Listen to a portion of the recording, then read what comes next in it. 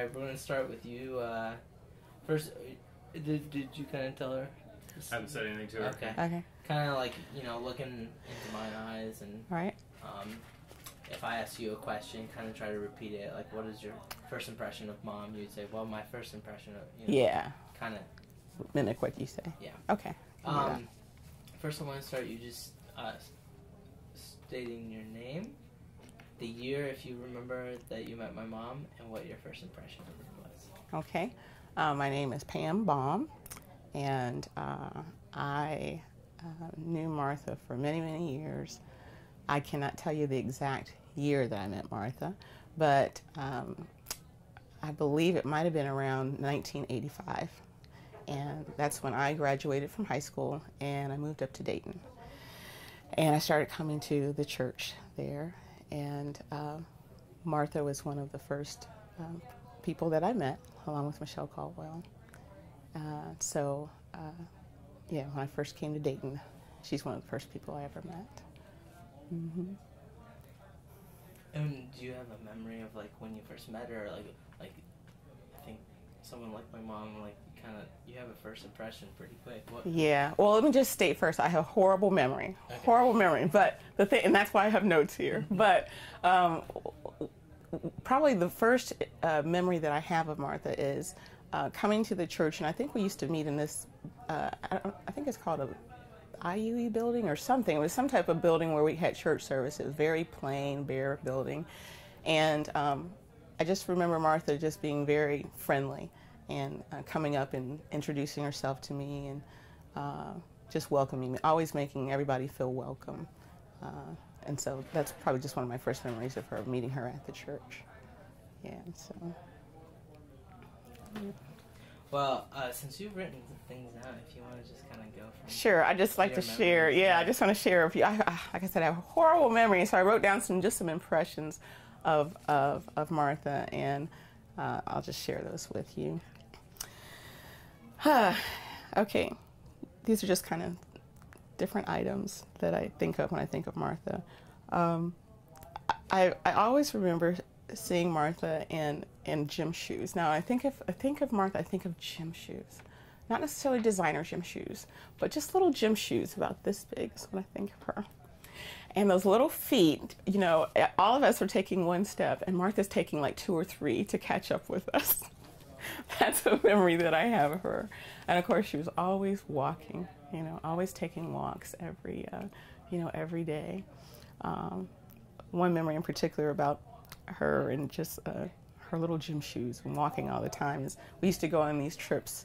I'm a part of a group called WIT, and we used to get together every 6 weeks or so and read books and talk about theology, and then we would go on different trips together.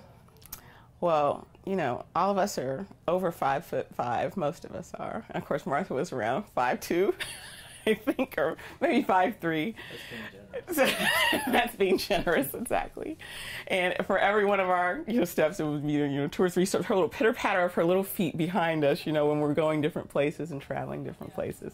That's just kind of a funny memory I remember about Martha.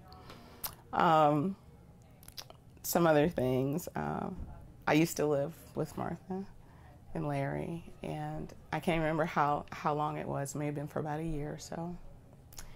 And Martha was just very, very gracious. Probably one of the most gracious women I've ever met. And a really good example of that was when I lived with them, I wasn't a tidy person. Martha was very tidy. And I would create a mess in the kitchen, and she would just very graciously come up and say, "Would you mind cleaning up your dishes?" And I'd say, "No, I don't mind cleaning up my dishes, sure." And just so graciously, she could have said, you make a mess, clean it up, But she would never raise her voice. She would just very graciously say, "Would you mind putting that in the sink?" "Oh, no, I would not mind doing that." And just always very gracious, a gracious woman. Some other memories about Martha. Her laugh. I will never forget Martha's laugh. If you could imagine Santa Claus really having a wife and the way she would laugh, That's how Martha would laugh. She would start chuckling, and her whole body would just start like this. So she would laugh, and her whole body would laugh with her. And don't get her chuckling, because then she couldn't stop. So then her whole body is shaking, and she's laughing, and it was just a mess. So her little laugh, I wrote down here, reminded me of Mrs. Claus, if there really was a Mrs. Claus. And don't get her going, because her whole body will not stop shaking. Let's see, some other memories. Like I said, we would get together every 6 weeks and study theology and church history. And we'd all be sitting around, like 6 of us, talking about different things, trying to figure things out, wrestling with different, biblical principles or whatever. And inevitably, Martha would pull out her Bible, and she would just break it down. She'd say, this is what it says in the Word. We're like, well, wait, now what about this? No, this is what the Word of God says. And you couldn't argue with that. You could not argue with that. And she was a real lover of the Word of God. Just tenacious about it, basically. Saying that there's nothing else that really matters. If it's not in the Word of God, well, we don't have anything to argue about. She loved the Word of God. Along those lines, I'm thinking about how she reminds me of Jacob in the Bible. Jacob was a man who was known to wrestle with God. And I think that Martha really continually wrestled with God for the blessing.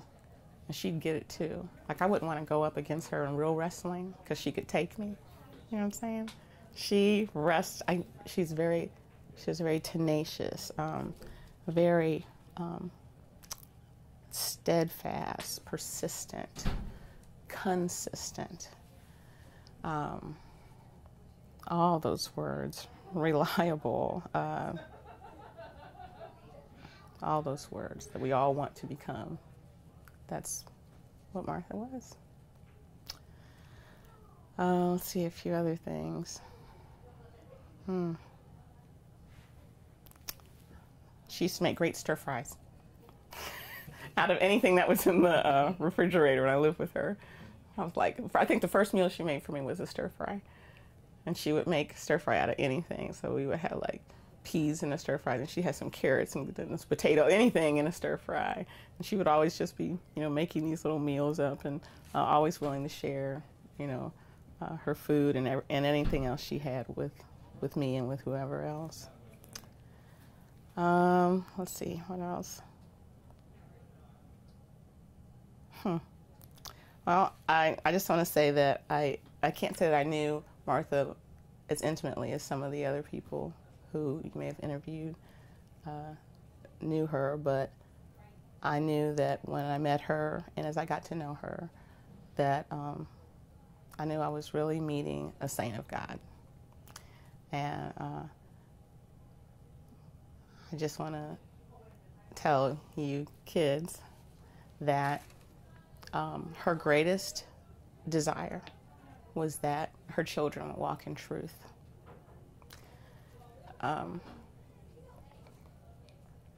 That was her greatest desire in life, is that you guys would walk in truth.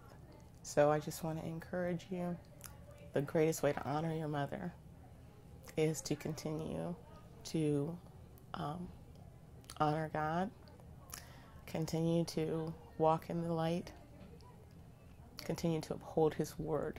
That is her legacy to you.